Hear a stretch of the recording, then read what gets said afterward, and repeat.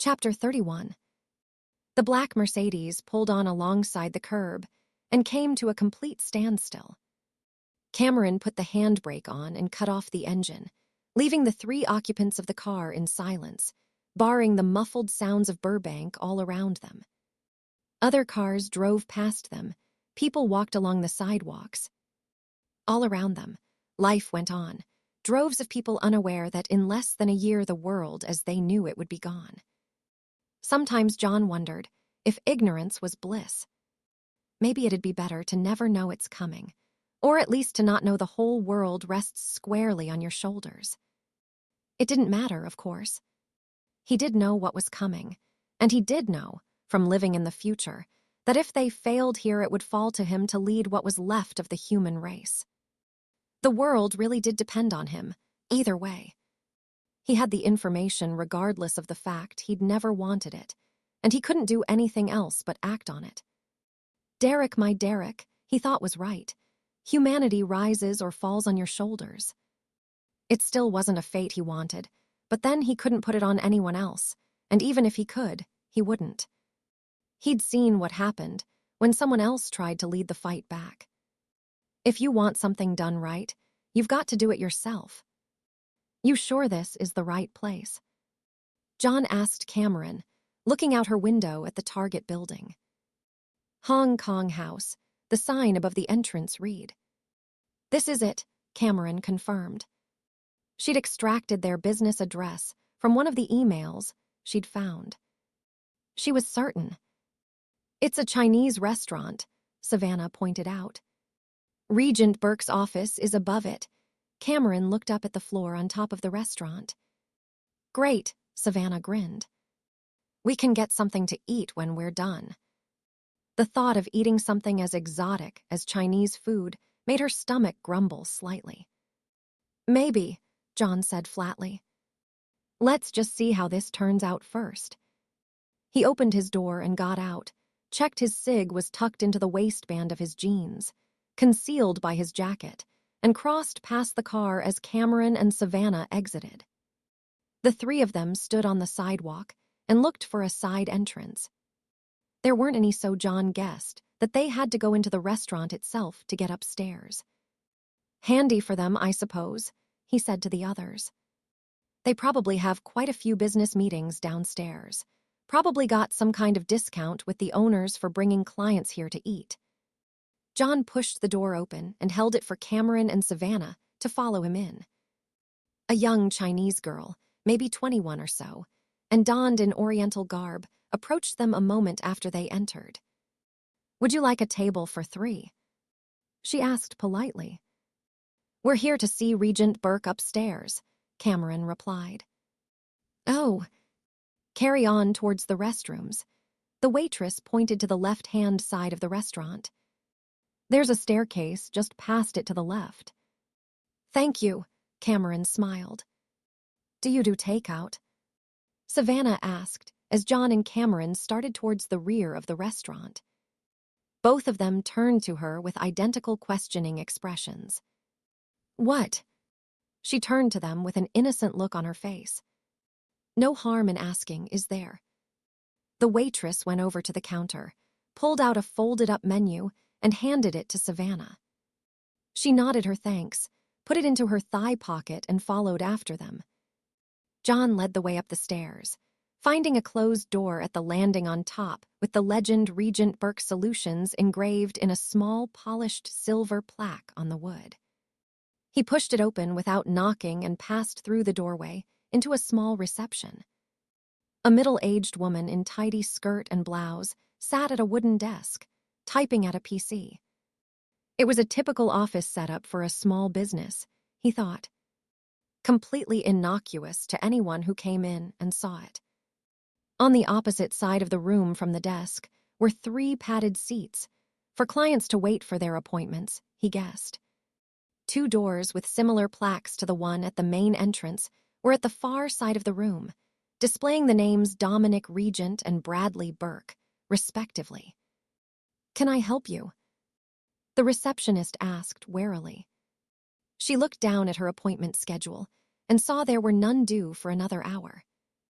John, Cameron and Savannah instantly whipped out their pistols at the same time and pointed them at the woman, who gaped in terror up their barrels. "Don't say a word," John said quietly. "Oh God, don't kill me," she blurted out, panic starting to set in. "We won't if you stay quiet," Cameron said.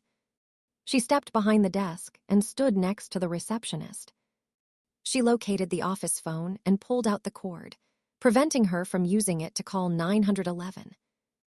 "Your cell phone," she held her hand out expectantly. The receptionist reached into her purse and pulled out a small iPhone with a shaking hand and passed it to Cameron, who crushed it with ease in her palm.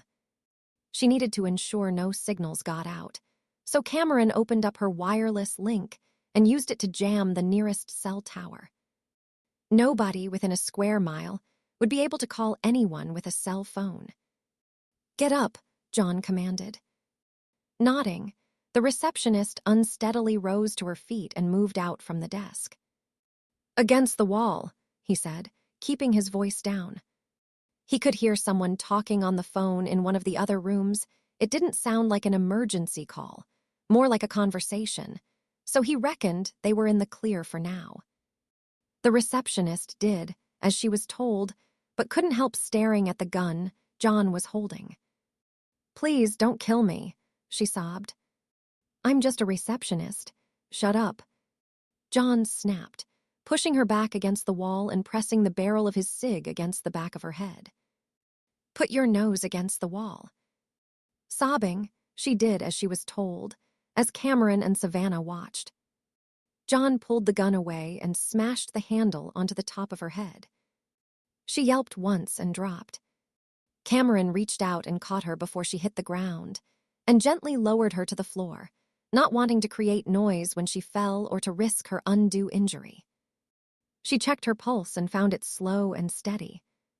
"She's alive." A voice came from Dominic Regent's office, and John kicked the door open to reveal a man in his late 40s in shirt and tie, with broad shoulders, sat behind a desk and talking on a phone.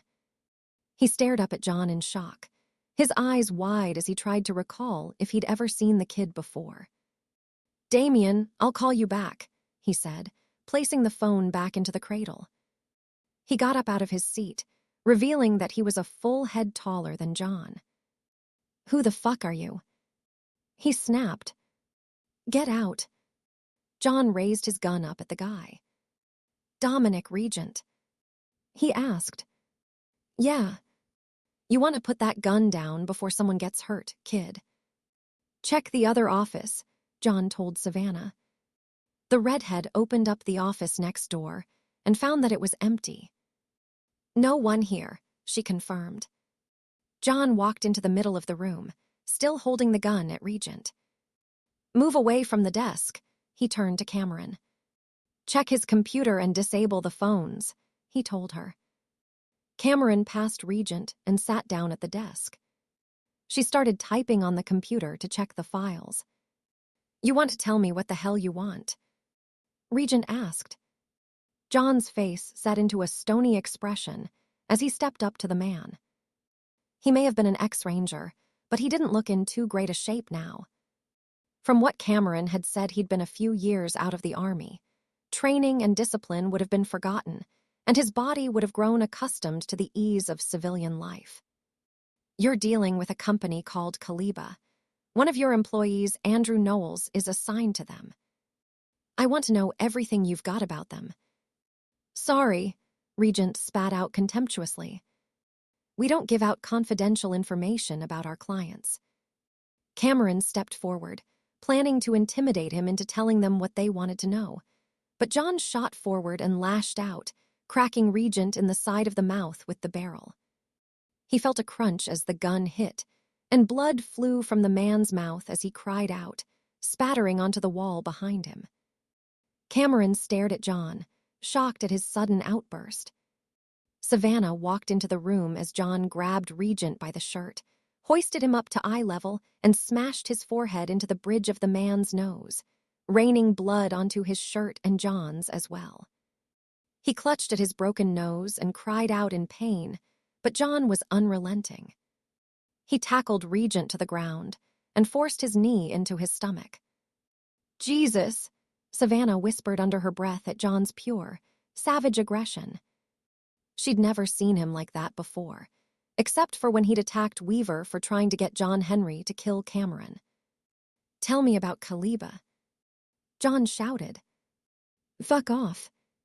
Regent spat into his face, pelting John with bits of broken teeth and saliva mixed with blood.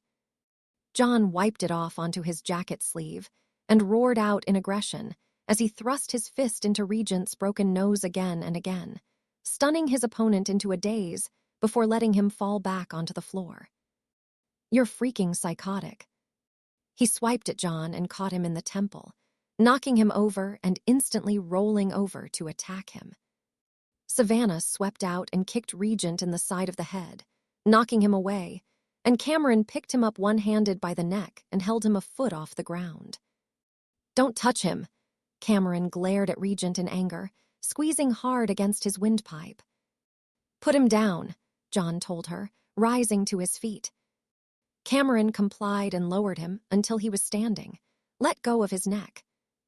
John punched him in the face and sent him sprawling over his desk, where he disappeared behind it in a heap on the ground.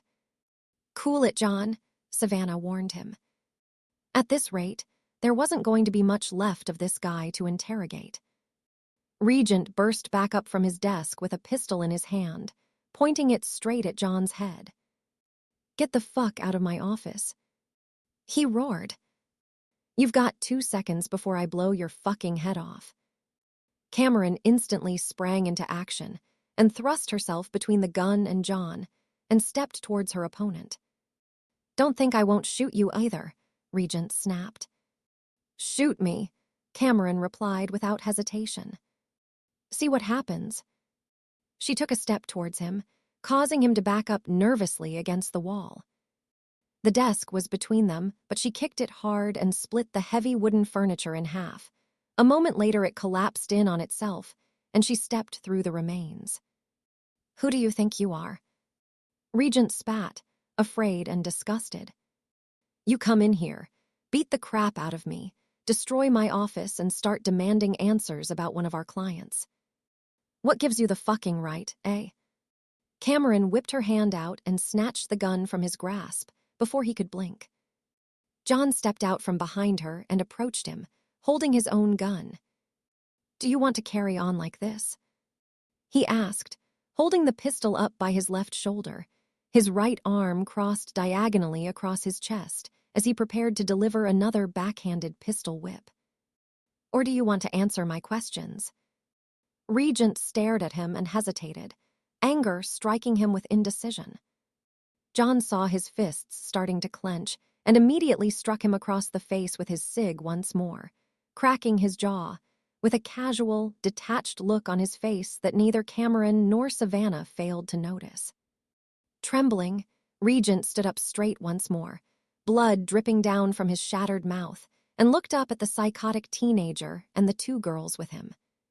The brunette, one looked as insane as the guy telling him to shoot her, and looking so nonchalant about it. "Who are these people?" "Okay," he conceded. All thoughts of fighting had abandoned him now, and he had enough sense to know when he was beaten. "What do you need?" Cameron picked him up and gently sat him down on the chair at his desk, playing good cop to John's bad, in a way. She went back into the main reception area and filled a cup of water from the cooler and went back into the room. But she didn't hand it to him. "We told you," Savannah said. "Everything you know about Kaliba. How many mercenaries do you have assigned to them?" Cameron asked. Regent breathed in through his broken teeth, and the rush of air on exposed nerve endings sent shocks of pain through his skull. "We don't call them mercenaries, they're private security contractors." "Answer the question," John snapped. 24, he answered, his speech slurring because of the damage done to his mouth. "Plus another 7 to replace lost personnel. Whatever they're doing is goddamn dangerous." Cameron handed him the paper cup of water, and he took it gratefully. Holding it up gingerly to his lips, He sipped a small amount and winced as the cold liquid tore through his broken teeth, and he trembled in pain. He swilled the water in his mouth and spat it out onto the carpet, along with blood and more tooth fragments, and took another sip, this time swallowing it. Strange how she could be so detached, but still seem to show compassion, he thought. Unlike that psychotic, callous bastard she was with. You've got 24 men working for Kaliba, and you don't even know what they're doing. Savannah asked, exasperated. Are you really that stupid? Most of our clients are oil companies, building contractors, and so on. They want guys to escort their people into some very volatile places. Iraq, Afghanistan, Colombia, Somalia. They want babysitters with guns. Kaliba offered us double the going rates in exchange for no questions asked. Said they needed capable ex-military personnel to act as a security force. They're paying us $1,200 a day, per man. 30 grand a day, minus the employee's cut. This is the biggest contract we've ever had. We didn't see the need to rock the boat. John had sat himself down on one of the other chairs in the office, as had Savannah. He leaned forward towards Regent. You mean you got greedy, he said, feeling blood rushing to his head in anger. Stupid bastards like this were the reason the world was going to end. All they cared about was money, power, or getting one over on their rivals without ever asking what might happen. Cameron stepped behind him and put one hand on his shoulder, stroking the back of his neck with her thumb gently and calming him down some. He took a slow breath and let it out. What about Knowles? We know he's assigned to Kaliba, Cameron added. Andrew Knowles was a former sergeant from the 1st Marine Expeditionary Force, been out a couple of years now. Impeccable record and seen combat in 4 different theaters of war. He's one of the best we've got. Kaliba wanted someone experienced to lead the security teams. We picked him. But something's gone wrong, he added. He's gone missing. Kaliba said he walked off and abandoned his assignment. You don't agree, Savannah said. Knowles, hell no, he wouldn't do that. He's done a number of jobs for us and he's never, ever let us down once. We've got people with various special forces training on the books, but they're not always as reliable as Andy Knowles. Since we took him on, he's never once refused a job, which I bet his wife's none too happy with. So what do you think happened to him? John asked. He was curious about this Knowles guy now, the one his mom had knocked out in an alley behind Zyracorp. Who was he? Family trouble, maybe. Official chat is he left the Marines to be with his family, but got bored of working 9 to 5 and punching the clock. Knowles wouldn't quit without a damn good reason. And you didn't think it was a little bit suspicious? Savannah asked. We were more pissed off. We're paying him twice as much as anyone else because he always leads whatever team he's assigned to, and he just vanished. We've stopped his wages and tried to call him at home and his cell, but nothing. Forget Knowles, John thought to himself. It was probably a bum lead anyway. We're going to need files on everyone you have assigned to Kaliba, Cameron said. Regent thought of resisting, but he ran his tongue along the jagged edges of his teeth and thought again. I've taken enough punishment for one day. Top drawer, he pointed to a gray file cabinet. Marked Kaliba Group. Cameron opened the drawer and found the appropriate files. She closed the drawer and held them in her hand, returning back to stand next to John. Next question, John said. Where's Kaliba based? I really don't know, Regent replied. He saw John frown and reach for his pistol again, and raised his hands up defensively in front of him. Really, they always came here or they called us. We've never been there. They've always been really secretive about whatever they're working on. What they're working on, John said curtly, is going to kill everyone you know. He almost added you dumbass, but decided against it. Do you have a phone number, at least? Yeah, we've got that, he answered. A cell phone. Call them, Cameron said. And say what? Doesn't matter, she said. Just call them. She turned to John, a plan forming in her mind. I can trace the location, she said to him. John's face instantly lit up as she spoke. Now they actually had a chance of finding out where the hell Kaliba was. After so much searching, he could barely believe they were coming so close. It had always seemed like an impossible task. That Skynet, the machines and Kaliba were always about 50 steps ahead of them. Cameron tracing directly to Kaliba could be risky. He thought back to what had happened at the safe house. Doesn't matter, he thought. If Skynet or Kaliba traced Cameron's efforts, it would just lead them to this office. And Cameron and Savannah would be long gone before they arrived. Do it, he said, both to Cameron and to Dominic Regent. Regent picked out the number for Kaliba and dialed it. As soon as he'd finished dialing the last digit, Cameron took the phone from him. Hey, what the hell was she playing at? He was trying to help them, the bitch. The phone rang and rang. The shrill beep repeated itself in Cameron's ear over and over. Finally, it stopped ringing and went straight to an automated reply, instructing Cameron to leave a voicemail message. She made a quick adjustment to her vocal processors before complying with the computerized female voice. This is Dominic from Regent Burke, she said, speaking in his exact voice. She considered for a millisecond what to say in the message, before deciding to base it on what Regent had told them. We've got a little bit of a problem here. We've lost a lot of men under your employment lately, and we're starting to look bad. We're getting complaints from a number of wives, and there's even a threat of a lawsuit. We want to renegotiate the contract. Get back to me so we can discuss. She hung up the phone and looked to John. They didn't answer, she said. Now what? Savannah asked, dejected. Now we wait, John told her. If they think these guys are trying to cut a better deal, then they'll call back, either to negotiate or to tell them where to shove it. When they do, we pick up and Cameron can do her thing. The phone suddenly rang and caused 3 of the 4 people in the room to jump in surprise. That was quick, John said. Cameron watched the caller ID on the small green screen on the phone, matched it to the contact number Regent had for Kaliba, and picked up the handset. Dominic Regent, she answered, again imitating him perfectly.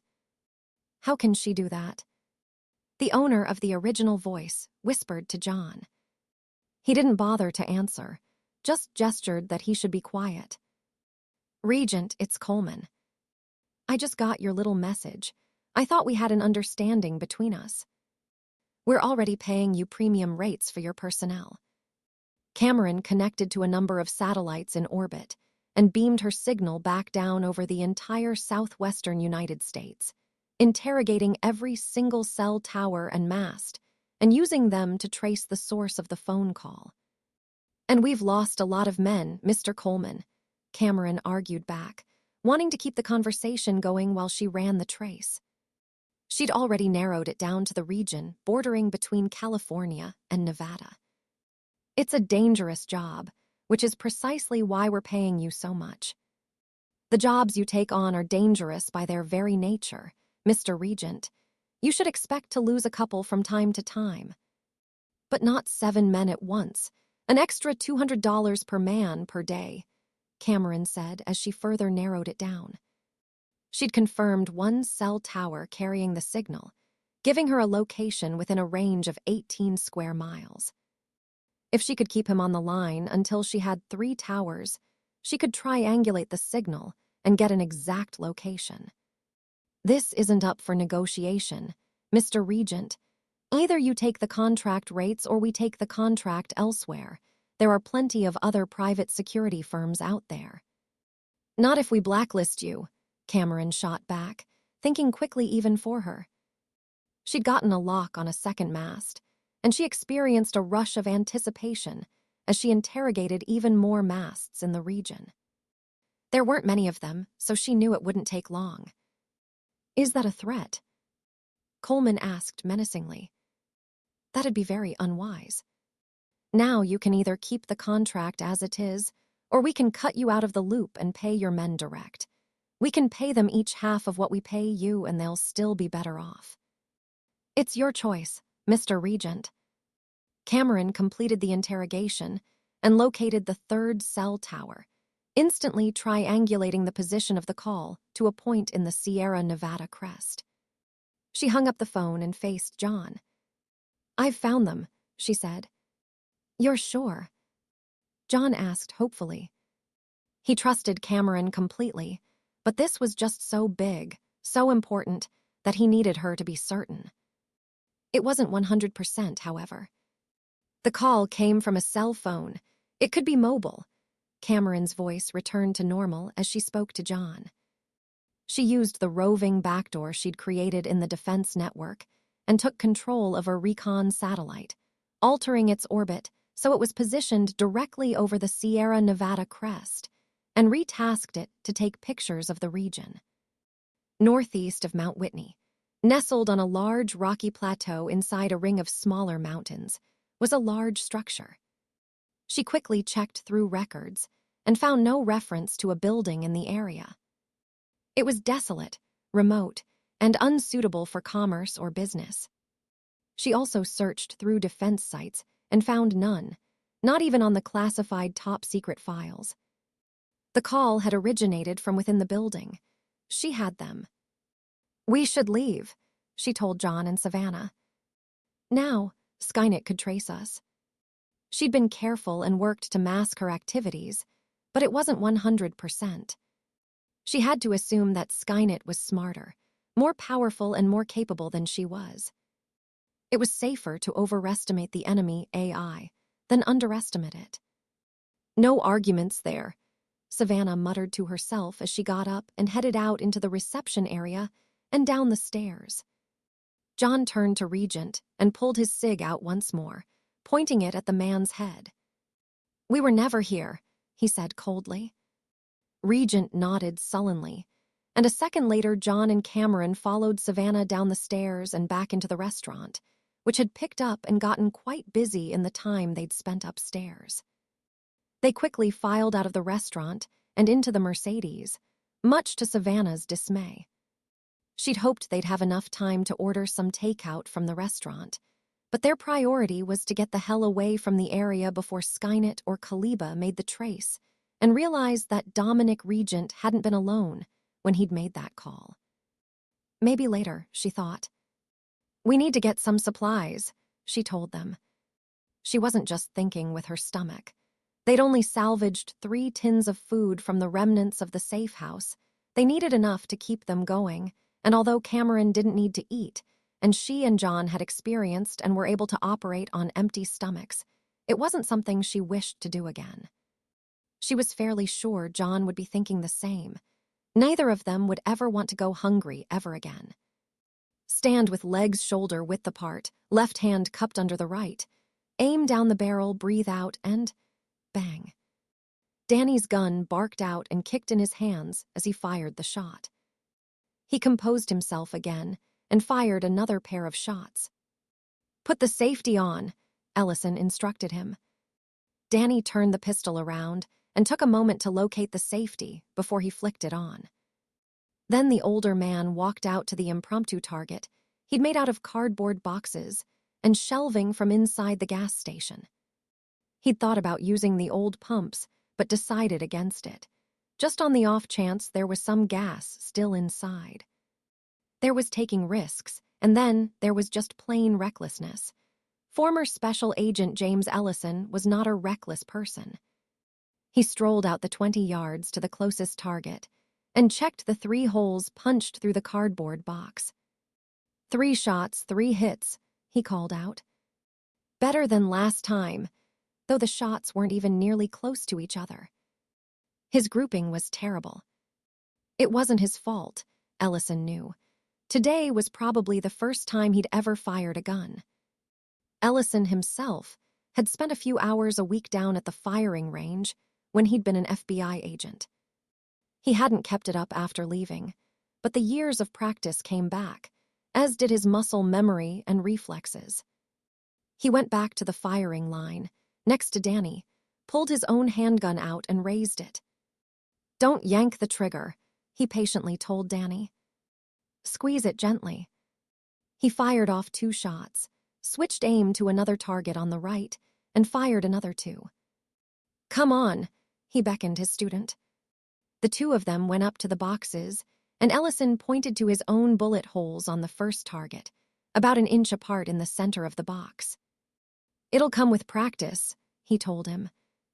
"Aren't handguns kind of pointless against these things, from what John and Sarah have said? Why even bother with them?" The question caught Ellison off guard for a moment. He had a point. No machine had ever been taken out or even injured with a pistol. You could fire at one, round after round, for a week and not even dent it with a 9mm. Even 7.62mm assault rifles weren't much good. "Any weapon's better than none," he said. "It might buy you some time, and although there'll be machines, we'll also be fighting against people." It didn't sit right with him that they indeed would be fighting with and killing people. The Greys that Cameron said knowingly and willingly served Skynet well. If they were killed, he wouldn't shed any tears. But the mercenaries like Knowles probably had no clue what they were involved in. They went back again to the starting line, and Ellison took the pistol from Danny. They only had limited ammunition, and they couldn't waste all of it on target practice, or there'd be nothing left for when they did assault Kaliba. It was imminent, he knew. John wouldn't rest until he had Sarah back, and nor would he until Savannah was safely with them again. He thought about her and hoped she was okay. She'd be terrified out of her mind, he thought. Something like this could scar her for life. He'd seen the anger, sadness, and regret in her older self's eyes. He'd seen the scars, and he'd be damned if he was going to let the younger Savannah share the same fate. He picked up an AK-47 and handed it to Danny. "When we go in, use one of these," he told him. Danny took it, hefted it for the weight, and put it against his shoulder like he'd seen 100 times in the movies. "Finger off the trigger," Ellison reminded him, repeating Cameron's words from the day before. "Sorry," Danny replied meekly. "I'm not good at this." If Ellison were Savannah or Cameron or Sarah, he might have said that was an understatement. But he didn't think shouting at Danny or putting him down would help him any. "Keep your fingers straight, outside the trigger guard, until you're ready to fire. And only point it at something you want to shoot." "It's heavy," Danny commented as he brought the rifle up and lined up the iron sights. "And it's simple to use," Ellison replied. "They designed these to be used by conscripts, kids younger than you, about John's age, with only 2 months or so of training. It's the most widely used gun in the world, because it's so simple even a kid can work it in some countries they do." He knew John had probably learned how to field strip one of these since he was elementary school age. Instead of math books, he'd had field manuals, route marches, and timed runs through the jungle, whereas other kids would have had gym classes or swimming lessons. John was used to the lifestyle, and so, sadly, was Savannah. Sarah was too, and Cameron was literally built as a machine of war. He'd had some training in rifles, shotguns, and pistols, but Danny was essentially a raw recruit, and it was up to him to make sure that the son of Miles Dyson had at least a chance of not ending up the same way as his father. "Slot the magazine in firmly," he said. Danny fumbled with it for a moment, before sliding it clumsily into place. "Pull the cocking handle back with your left hand." Again, Danny did as he was told, pulling it back all the way and letting it go. "Tap it forward to make sure it's gone all the way." "Done," he said. "Put your right foot behind you so you don't lose balance when you fire," he said. Danny complied and waited for his next instruction. "Lean into the rifle slightly. A bit more. Good. Feel the safety catch at the top of the grip." "Got it," Danny acknowledged. Press it down until you hear a click, and then again until you hear another one. Again, Danny did as instructed. He was good at that, but nobody would be in a position to play teacher when it hit the fan, Ellison thought warily. Click it back up again twice, he said. Listen to me, Danny. When the safety catch is all the way up, it means it's on. First click down is for rapid fire, second is for single shot. He decided against using terms like automatic and semi-automatic, not wanting to confuse the kid. He had a lot to take in over what could well be a small time frame. He wanted to keep it as simple as possible. Tell me again. 1 click down is rapid fire, 2 clicks is single shot. Good. I only ever want you to use single shot, okay. Rapid fire's a waste of bullets, unless you know what you're doing. Now aim at the furthest target and fire 4 shots in your own time. Danny clutched the rifle tighter to his shoulder, carefully lined up the front and rear sights onto the far target, aiming at the cardboard box, and fired a shot. He fired again, 3 more times, and without being told to, he flicked the safety catch all the way up and put the rifle down onto the ground. Ellison picked up an M4 and peered through the scope at the target. You're better with the rifle, he said. All 4 shots had hit, and they were closer together than the pistol target. The target was 100 yards away, roughly, and the closest bullet holes were 3 inches apart. They were spread out, but not as much as with the pistol. Danny had potential, he thought, but they didn't have the ammunition to waste getting him up to standard. They had 6 magazines each for the 3 ACs, and similar amounts for the M4s. He decided he could expend this 1 magazine training Danny, and when it came to it, he'd take an AK-47 and just have 30 rounds less for himself. It'd be worth it if the minuscule amount of extra practice could make any difference in keeping Danny from getting killed. He seemed to be okay with patient instruction, firing out here in the middle of the desert, undisturbed and in his own time. But they were just cardboard boxes atop shelving racks dug into the dirt of the desert floor. They weren't concealed, they weren't moving, and they weren't firing back. He just hoped Danny wouldn't fall to pieces when bullets whizzed past his head and the real fight began. A deep, low rumbling echoed throughout the interior of the Mercedes and caught both John's and Cameron's attention. Both of them recognized it instantly, Cameron having easily located the source of the rumbling, and John having experienced it for himself almost throughout his time in the future. You're hungry, Cameron turned around and said to Savannah. A little bit, yeah, she shrugged, playing down the empty, hollow feeling in her gut and her body's screaming out for food. Now they were in 2009, and she'd escaped the hellish, barren war-torn wastelands of the future, and she'd had a number of proper meals in the days since they'd returned. Her body was almost constantly screaming out for calories to make up for 17 years of deprivation. Why didn't you say anything? Cameron asked. They'd passed a number of stores and fast food restaurants, and Savannah had remained silent. I didn't want to make a fuss, Savannah replied. Not like I haven't been hungry before. John thought about that for a moment. He felt much the same now, after only 3 months in the future. 17 years, he guessed, would make anyone salivate like a dog at the mere thought of food. He remembered how Derek had told him he and his team had eaten in Century Valley Mall until they'd puked, after they'd come back in time. Plus, he thought, none of them had eaten in almost a day, and the hunger pains started to return. He'd started to get used to eating properly again, and when Kaliba had blown up the safe house, they'd taken all the food with it. Pull in at the next place you see, John said to Cameron. We'll get Danny and Ellison something, too.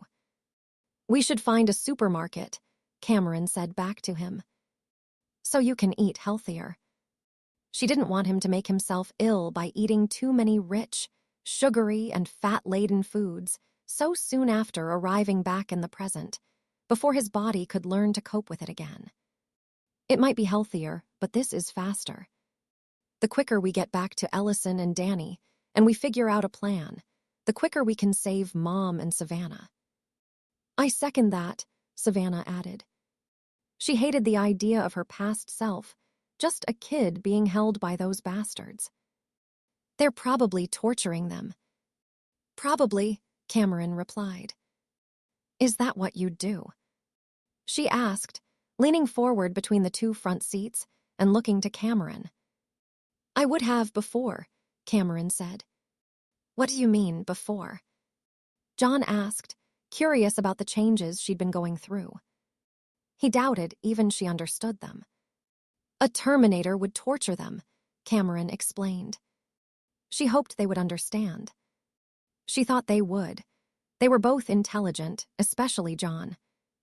And he knew her better than anyone else. "But I'm not a Terminator anymore." Savannah stared at her, confused. How could Cameron not be a Terminator anymore? She had to be the most enigmatic, confusing machine ever created, she thought. She was still armored, tough as hell and worth any number of men put together in a fight. "How'd you mean?" she asked. John smiled slightly and looked to Cameron as she drove. He thought he had the answer. "You're not programmed anymore," he said, both to her and to Savannah. "My birthday, when you reverted back to Skynet's programming and then switched back again. You didn't fall back on resistance programming at all. You chose to protect me." A matching smile creased Cameron's mouth in satisfaction. John understood her perfectly. "I don't have a mission other than what I decide for myself," she said to Savannah. It wasn't technically true, she knew. The order to kill John was still there, buried within the depths of her programming and ingrained into her very being. John knew it and was willing to take the risk. Until 2 nights ago, she hadn't been, but then he'd convinced her. Could she ever convince the others of that? Possibly Savannah, but Sarah never would. She decided it would be best to keep it a secret between her and John. "So, what are you?" If she wasn't a Terminator, then what was she exactly? "I'm Cameron," she explained. Ah, Savannah didn't get it. She liked Cameron. She never thought she'd say that about a machine before, but she didn't understand her. She wasn't sure if she ever would. They were currently out heading towards Big Bear, only 20 miles from the disused gas station that was their new safe house, and driving on a long, straight desert road with no other cars in sight. It had taken them ages to get out of LA, but now they were making good time on the open, clear road. Cameron still kept them at 55 miles per hour to avoid attracting attention from any vehicles they did cross, in case they were unmarked patrol cars. She spotted a sign for a service station and food up ahead and bore right, ready to take the turning off the highway for it. "We need gas, too," she said, looking at the fuel gauge on the dashboard. It was less than a quarter full. She continued on, and the station drew into sight. She saw it was not just a gas station, but also had a mechanic's shop, a burger bar, and a small store. It would do for what they needed. She took the turning off the road, slowed down with the brake, and pulled right into the parking lot, fitting dead center between the lines with accuracy only a cyborg could achieve. There were a few other cars parked in the small lot, the likely owners of which were stood at the pumps and a few at the burger stand. Cameron turned the engine off, and they sat in silence in the car for a moment. She and John both simultaneously looked out all their windows and searched for CCTV cameras. Finding none, John opened his door and stepped outside. He felt the sun beating harshly down on him, and within moments started to sweat again. He noticed that Savannah, too, was visibly sweating. Neither of them had yet become acclimatized to pre-J-Day California, yet. He mentally shrugged it off. He'd gotten used to the bitter cold and being constantly starving. A little discomfort was something he'd learnt to live with in the future, so he reckoned he could certainly deal with a little heat. "Cameron and I will get some food," John said to them. "Savannah, you fill up with gas." Savannah shook her head at him. How about Cameron and I get the food, and you fill up with gas? We need a little girl talk. I should stay with John, Cameron replied. She didn't want to leave him out of her sight in an unknown place when they were being hunted by both the authorities and Kaliba. I'll be fine, John said. He didn't know what girl talk Savannah wanted, but he figured it'd be good for Cameron to spend time with someone other than him. Whether or not they managed to stop Skynet, it'd be better all round if she could have another friend. The more the merrier, he thought, knowing from experience what the exact opposite of it was like to be alone. Together, Savannah and Cameron headed for the burger bar and left John to fill up at the pump. Smells of frying beef and onions wafted into the redhead's nose, and instantly, her stomach's rumbling increased in anticipation. Smells good, she said as they stood to wait behind a mother with a small boy. I don't know what good smells like, Cameron replied. Really? That didn't make sense to her at all. I'd have thought you could smell things. I can, Cameron said. I detect scents and odors, but I don't know what smells good and what doesn't. Cooking meat smelled good to humans and animals because it signaled food. They'd adapted to associate certain smells with certain things and qualities. She didn't have that. Her sense of smell had been designed by Skynet to detect traces of humans, to smell them out, in essence. So nothing smells good or bad to you. Cameron thought for a moment. There was one scent that was pleasing to her. John, she answered. John. Savannah looked at her strangely. If you haven't noticed, he's sweating like a pig, just like me. He's not exactly smelling like a rose garden. Literally or figuratively, she thought. If I smell him, he's nearby and I can protect him, she explained.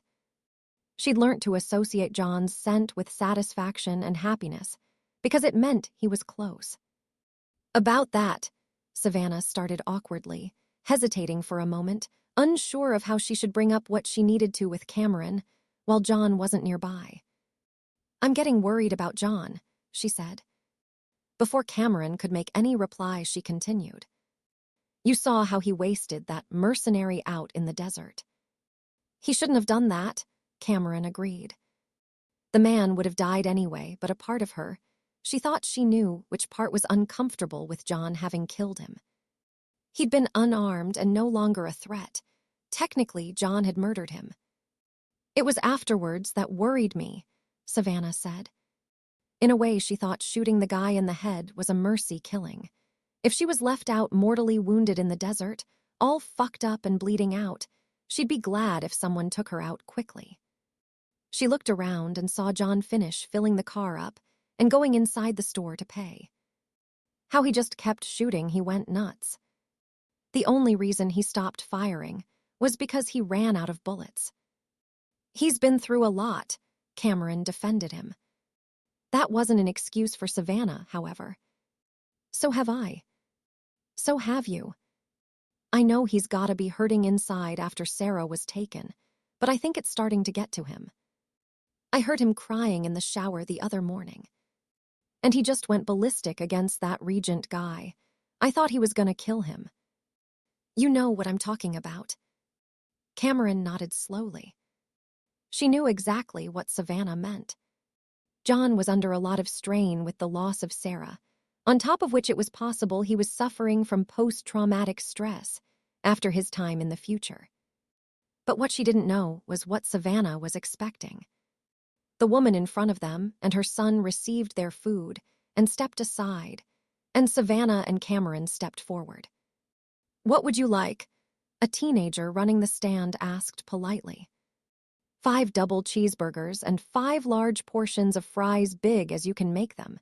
Savannah flashed him a sweet smile. Coming up, he smiled back and promptly got to work fixing their food up.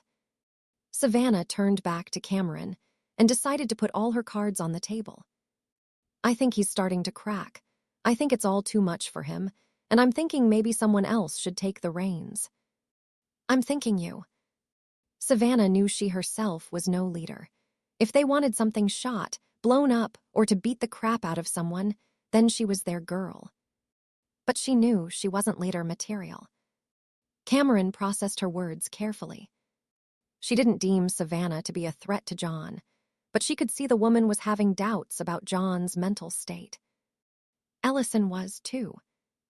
She felt conflicted. She believed in him. She trusted him as he trusted her, and she didn't want to break that. But at the same time, she shared Ellison's and Savannah's concerns for him. He was under a severe amount of mental stress and was displaying symptoms indicating he was approaching a nervous breakdown. She also found it strange that, for the first time in 3 timelines, someone had suggested that a machine take command. She'd heard the rumors in her future that she was actually commanding the resistance, and not John. They were untrue, of course, but that hadn't stopped them from spreading and taking route leading to Jesse and Riley's attempt to turn him against her. Someone actually suggesting she lead them was an alien concept to her. John's in charge, Cameron insisted. She could see her opposite's features drop slightly and knew that wasn't what Savannah had hoped to hear. It didn't matter. She was loyal to John. "I'll talk to him," she added. She wasn't blind. She could see he was reaching the limits of his mental and emotional endurance. If he did break, she would take control for his own safety, but for now she had faith in him. "Make sure you do," Savannah said quickly as John approached. "We can't afford him to lose it." She liked John. He was a good friend and he cared about people. But his outbursts had unsettled her. Apart from defending Cameron against Weaver, she'd never seen him explode like that. The guy running the burger stand handed out 2 large white carrier bags with their food inside. Cameron didn't wait for him to tell them how much. She handed over $30 straight to him. "Keep the change," she told him. She turned away from the stand and walked towards John. "You got the food okay?" He nodded at the bags in Savannah's hands. "Double cheeseburgers and fries all round," she said as they all headed back to the car. "What were you talking about?" he asked. "You two seemed unusually chatty." Cameron and Savannah got on, he'd noted. They seemed to like each other okay, but neither of them were really conversationalists, yet he'd seen them chatting away like a pair of normal girls. "Just girl talk," Savannah said as she opened her door and got into the back seat, putting John's shopping bags and their burgers next to her and resisting the urge to tear them apart and devour one. "Ah, okay," John said, disinterested as he and Cameron got in and the latter once again took the wheel. She pulled them out of the parking lot and back onto the main road, heading north towards their new safe house. He wasn't fussed about girl talk. He just wanted to get back to Ellison and Danny and work out exactly what they were going to do, and get out there and find his mom. Every second wasted was another moment where they could be doing God only knew what to her, and standing around like this made his blood boil. After visiting Regent Burke, he'd started to come up with a plan while he was inside the station, paying for their gas and for the other food and water he'd bought. He thought it was a good one, the only workable one he could think of, anyway, but he had a feeling the others weren't going to like it. The human leader of the Greys, Coleman, looked down at the soaked, unconscious forms of Sarah Connor and Savannah Weaver, still tied down to their beds and securely restrained. For 2 days they'd had her, and she hadn't told them anything useful. "She's strong," he said to Nages. "We torture her, and she gives us nothing. Then watches the girl get the same treatment and still keeps her mouth shut." Baldy was wrong about her. Nages shrugged his shoulders. "Or she really doesn't know anything." "If she doesn't, then we're better off killing her now," Coleman said. "She has a knack for escape." "Baldy says to keep her alive," Nages reminded him. "We can use her to draw out John and his allies. We need something right now, the way this is going." Coleman nodded knowingly. Things hadn't gone to plan lately. The ambush team they'd left behind had failed to report, so he had to assume they were dead. They had no idea where Connor was, and right now their main supplier of personnel, Regent Burke, was trying to wrangle more cash out of them. They needed some good news, and they needed it soon. Either Connor's head on a plate or something else just as good. Coleman, Nagace, please report to the AI. We have a development. At the sound of the intercom, both men turned to leave the room and nodded to the two armed guards beside the door. Watch her carefully, Coleman warned them as he passed through the door. They silently marched through the corridors of the complex, knowing better than to discuss their secret matters out in the open where people could hear them. They had so many people contracted out working for them that they only discussed certain matters in designated places. They descended 2 flights of stairs, taking them into a sub-basement level, and continued on until they reached the room in question. There was another armed guard in front of it, and the 2 Greys passed by him without a word being spoken. He knew they were among the few people allowed access to the room and didn't try to challenge them. Coleman entered the room first and saw one of his fellow turncoats, Townsend, stood in front of a set of TV screens hung from the wall at the far side.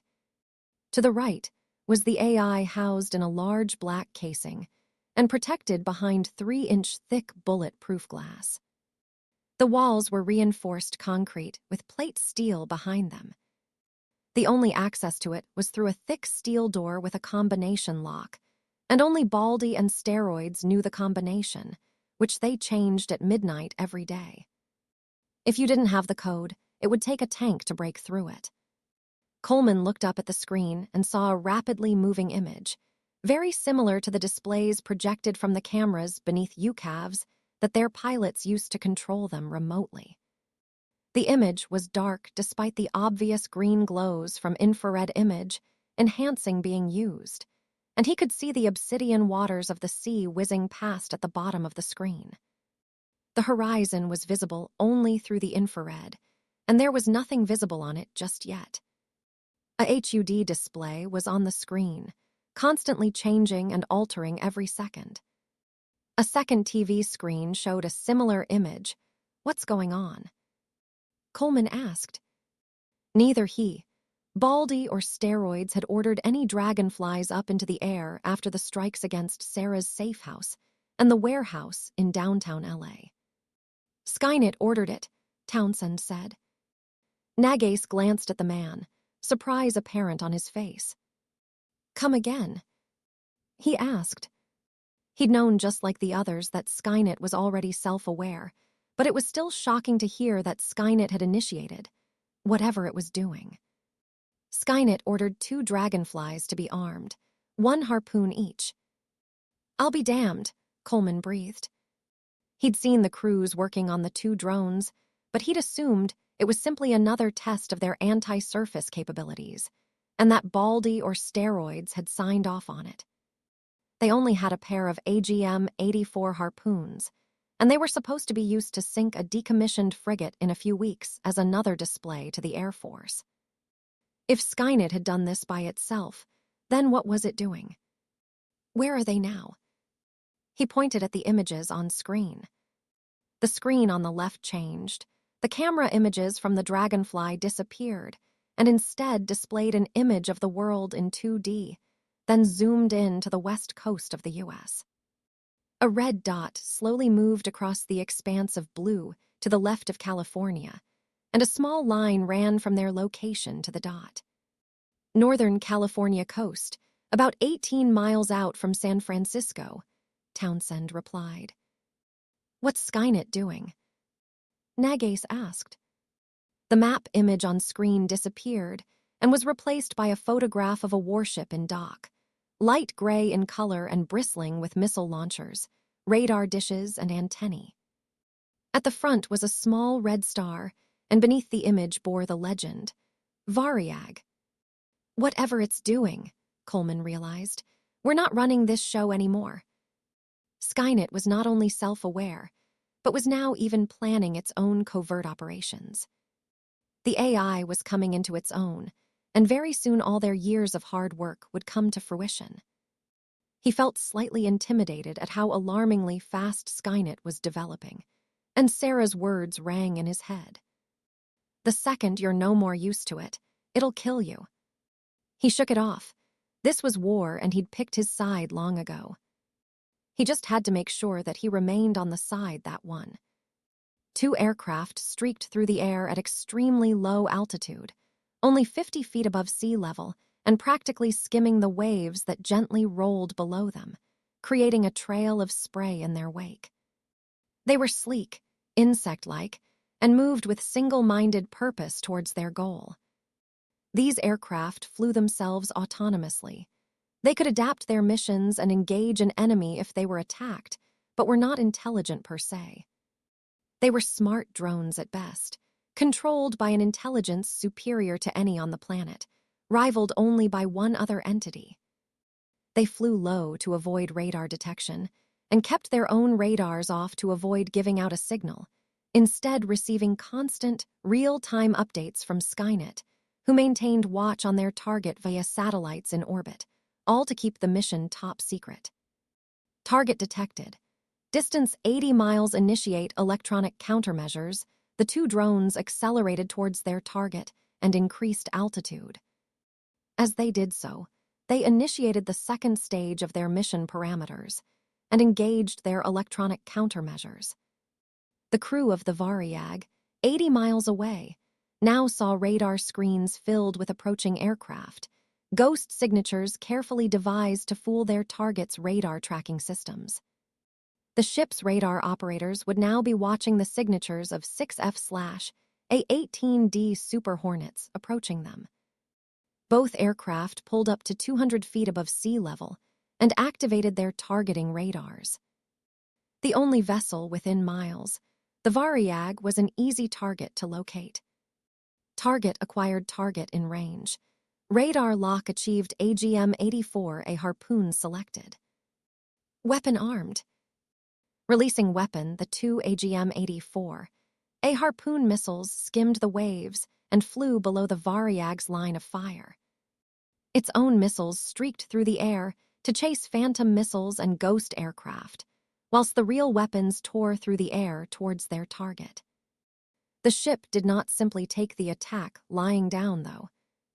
S-300 surface-to-air missiles blasted into the air from the vessel, and the sky filled with sheets of 30mm autocannon fire, as the Variag did everything it could do to protect itself.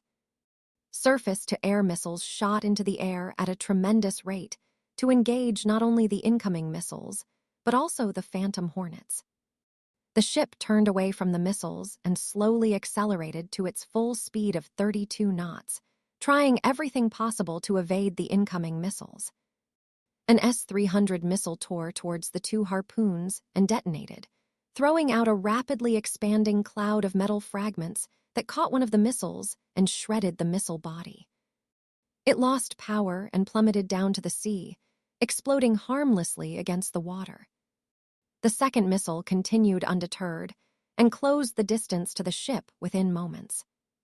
It smashed through the steel hull of the cruiser and penetrated inside the ship, exploding a second later with tremendous force that rocked the vessel and tore a gaping hole in its side, just below the waterline. Thick black clouds of smoke poured from the ship and billowed into the air, and within minutes, it started to list to one side. Crew jumped into lifeboats, which were then dropped into the sea. Unbeknownst to the two drones, the Variag's captain remained on the bridge long enough to send a radio message, a mayday message asking for assistance for his crew. Their mission was accomplished, and the two aircraft turned back towards the shore. A second transmission was also sent, before the captain abandoned ship with the rest of his crew. A message back to Pacific Fleet HQ at Vladivostok, detailing how his cruiser had been attacked, unprovoked, by American fighter aircraft, that the ship was sinking and they were ditching into lifeboats. The message arrived at its destination and was received, but not before it was intercepted by an eavesdropping entity. The artificial intelligence, known as Skynet, experienced a sense of satisfaction at what it had done. The first stage of its operation was successful, Now it had to wait for events to unfold before it could implement stage 2.